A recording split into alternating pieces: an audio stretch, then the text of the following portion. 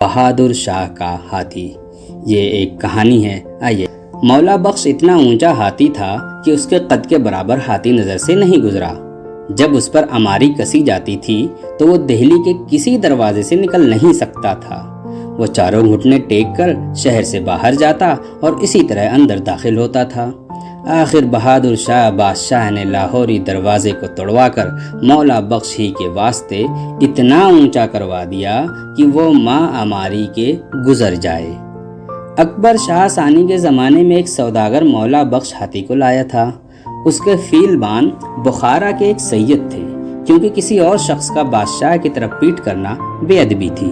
بہادر شاہ نے فیل بان کو محبت خاں کا خطاب دیا اور جاگیر بخشی۔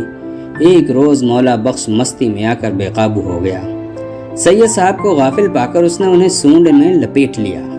پھر اس نے ان کی ایک ٹانگ اپنے پاؤں کے نیچے داب کر اور ایک سونڈ میں پکڑ کر انہیں زندہ چیر ڈالا۔ سید صاحب کی بیوہ کا ننھا سا بچہ 2.5 برس کا اس کی گود میں تھا۔ بیچاری خاوند کے غم میں روٹتی پیٹتی آئی اور اپنے بچے کو مولا بخش کے آگے ڈال کر کہا، لے موئے اس کو بھی مار ڈال۔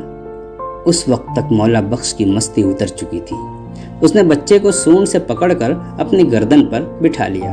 اس روز سے یہ بچہ مولا بخش کے ساتھ رہتا۔ بچے کے سامنے مولا بخش سے جو کہو وہ فوراً کرتا، اور جہاں یہ بچہ مولا بخش کی آنکھ سے اوجھل ہوا، مولا بخش نے دنگا کرنا شروع کر دیا۔ اس بچے کا نام رحمت علی تھا۔ جب رحمت علی بڑا ہوا تو اس کے ہم عمر بچے اس کے ساتھ کھیلنے کو آتے۔ اگر کسی بچے نے سید صاحب سے کہا، یار گنا نہیں کھلواتے، تو سید صاحب مولا بخش سے کہتے کہ مولا بخش ہمارے یار کو یاری دو۔ مولا بخش گنا چھیل کر جس بچے کو سید صاحب کہہ دیتے دے دیا کرتا۔ مولا بخش پر سواری کرنے اور گنوں کے لالچ سے لڑکے تمام دن وہیں جمع رہتے۔ کوئی لڑکا کہتا، مولا بخش یار چڈی دلواؤ، تو یہ اپنی سونڈ پر سے یا پاؤں کو ٹیڑھا کر کے اس لڑکے کو اوپر چڑھا لیتا تھا۔ جب لڑکے زیادہ ہوتے اور ان میں سے کوئی کہتا، مولا بخش یاری آوے، تو مولا بخش گنا چھیل کر سونڈ میں لے لیتا اور تمام لڑکوں کی نظر بچا کر اس لڑکے پر گنا پھینک دیتا۔ جب چرکٹا مولا بخش کو روٹی دیتا تو وہ ہر نوالے میں سے ایک کنارہ روٹی کا اپنی باچھ سے باہر نکال دیتا تھا۔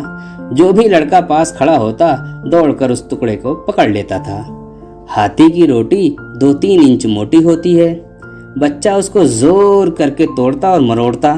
غرض بہزار دقت جب ٹکڑا اس کے ہاتھ آ جاتا اور بچہ وہ ٹکڑا لے کر بھاگ جاتا، اس وقت مولا بخش وہ نوالا کھاتا تھا۔ نوالے میں سے جب تک کوئی بچہ ٹکڑا نہ لے لیتا وہ روٹی نہ کھاتا تھا۔ لڑکوں سے مولا بخش کا بڑا پکا یارانہ تھا۔ جہاں کسی لڑکے نے مولا بخش سے کہا کہ مولا بخش نکی آوے، مولا بخش اپنا ایک پاؤں اٹھا لیتا تھا، اور وہی لڑکا جب گھٹنے کی کہتا تو مولا بخش اپنا پاؤں زمین پر رکھتا تھا۔ اگر فیل خانے کے کسی آدمی نے بچوں کو دھمکایا اور وہ نکی مانگ کر چلے گئے تو مولا بخش اسی طرح اپنا پاؤں اٹھائے کھڑا رہتا۔ ہر چند سید صاحب کہتے کہ وہ بچہ تھا چلا گیا، لیکن مولا بخش کب سنتے تھے؟ جب اسی لڑکے کو بلا کر لاتے اور وہی لڑکا کہتا کہ مولا بخش گھٹنے کی، تب جا کر وہ اپنا پاؤں زمین پر رکھتا۔ مولا بخش جو اپنے گنے لاتا تھا اور بازار میں کوئی لڑکا کہتا کہ مولا بخش نکی آوے، تو مولا بخش فوراً اپنا ایک پاؤں اٹھا لیتا۔ چرکٹا ہر چند کہتا، بیٹا چل، لیکن کیا مجال جو آگے سرک جائیں۔ جب تک گھٹنے کی وہی لڑکا نہ کہے، مولا بخش ٹس سے مس نہ ہوتا تھا۔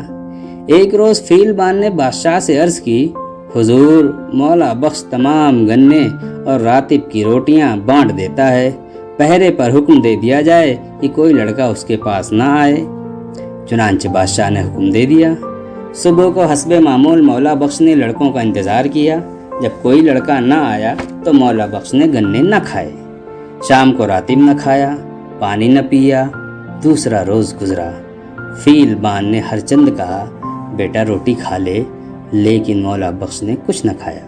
تیسرا روز ہوا تو فیل بان کو خیال ہوا کہ یہ تو مر جائے گا اگر نہ کھائے گا۔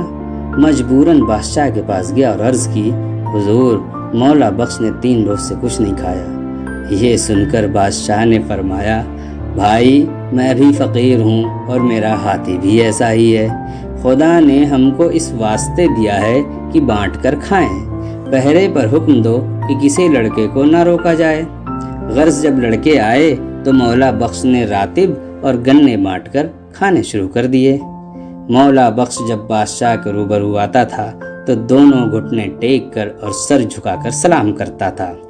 اس کی مستک اتنی بلند تھی کہ سید صاحب اوپر بیٹھے ہوئے دکھائی نہیں دیتے تھے، اور جب بادشاہ سوار ہوتے تھے تو نہایت ادب سے سرنگوں چلتا تھا۔ یہ کہانی تھی میر باقر علی دہلوی کی۔